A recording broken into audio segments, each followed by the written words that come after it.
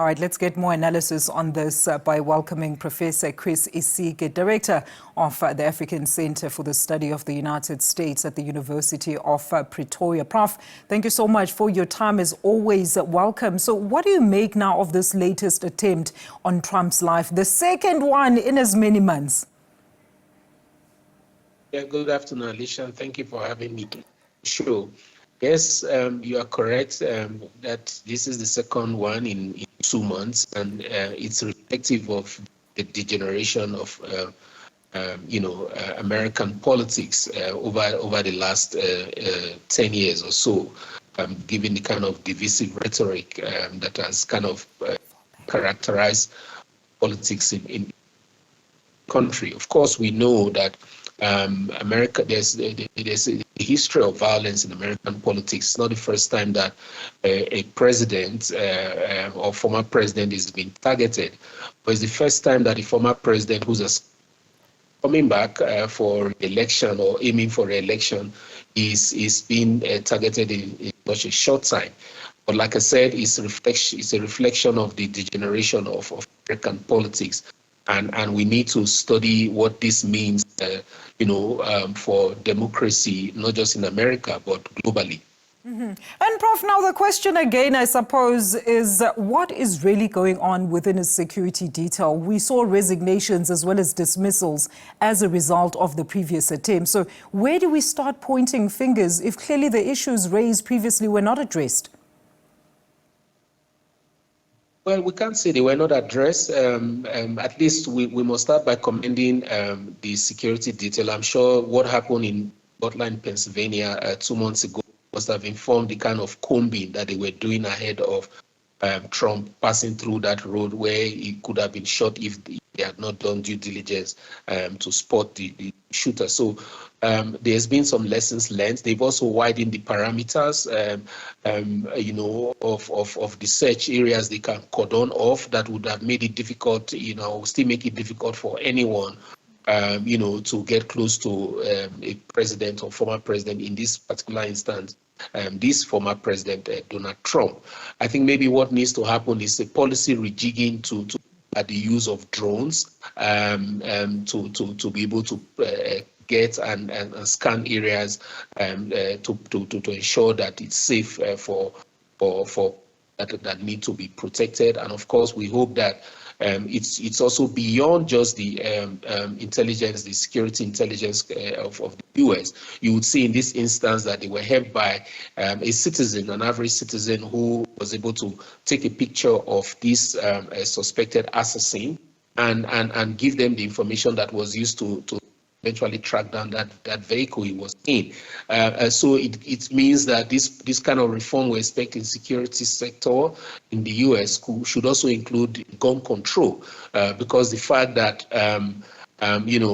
this particular assassin route should not have been in a position to buy the kind of weapons he had, given a previous infringement a couple of years ago, speaks volume to the need for gun control in the US. Professor, what perimeters are you referring to here? Because the suspect was in the bushes in a private golf course. I mean, let's not forget also how the previous attempt was actually labeled a conspiracy and a planned event that sought to give Trump some advantage and sympathy during his election campaign. So then what do we call this?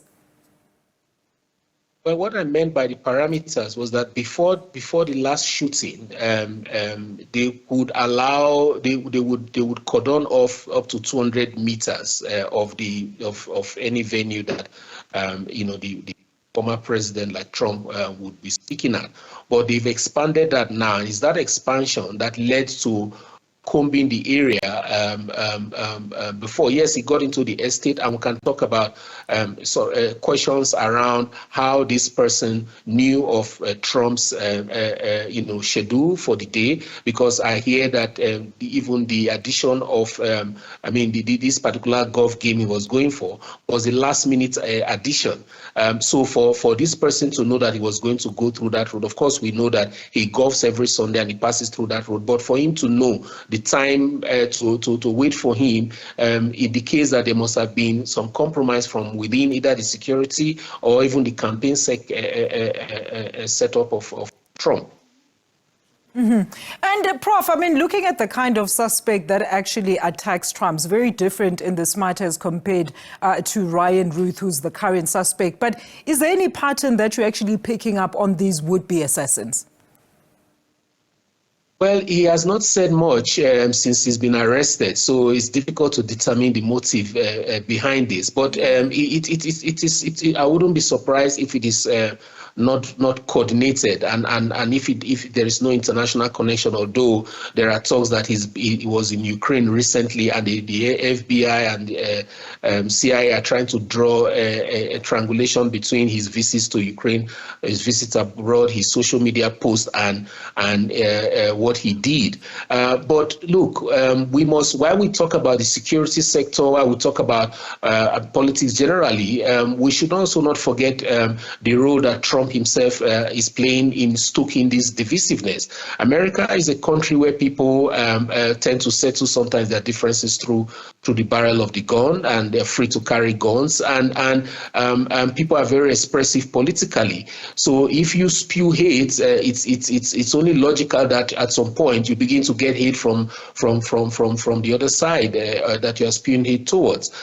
So while we talk about deficiencies in the security sector, intelligence, and politics generally, we must also look at the behavior of this particular candidate.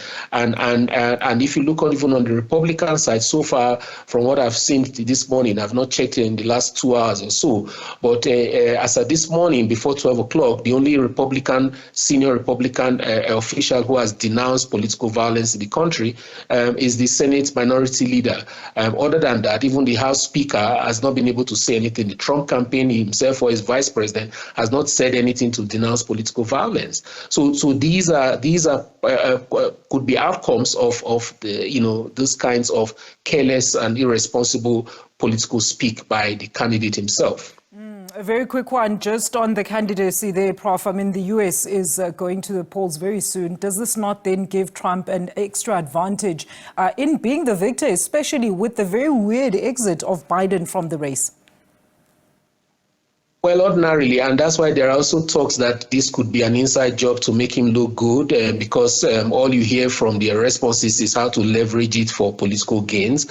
However, I think that people have made up their minds in the US, and many know that he's not an innocent victim of all of this. So I don't think that it is going to really affect his fortunes in the coming days, especially when he could not take advantage of the last shooting to ride on the momentum for peace and